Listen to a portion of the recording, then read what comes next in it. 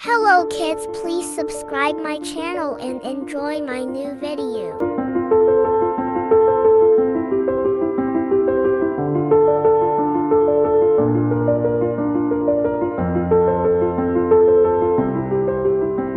In the heart of the fairy kingdom of Luminara, where trees glow and rivers sing, Princess Elara begins her day with the rising sun. The fairy city of Glimmer Grove awakens alongside her, with the soft hum of magic filling the air. At dawn, a soft melody echoes through the palace as the enchanted flowers outside Elara's window bloom to greet the day. Elara stretches her wings and rises from her bed of silken petals, her heart filled with excitement for the day ahead. She glides to the balcony, where the city below sparkles like stars in daylight, and breathes in the fresh air of Glimmer Grove. The first task of her morning is to visit the Fountain of Light. Its waters, infused with the kingdom's magic, glow with a soft radiance. Elara dips her hands into feeling the energy flow through her, recharging her fairy powers for the day. A tea with the elders. After the ritual, Elara makes her way to the Elders' Grove, where ancient trees form a natural palace around a glowing circle of stones. Here, she has her morning tea with the wise fairy elders, discussing the day's plans and learning the ancient wisdom of the forest. Today,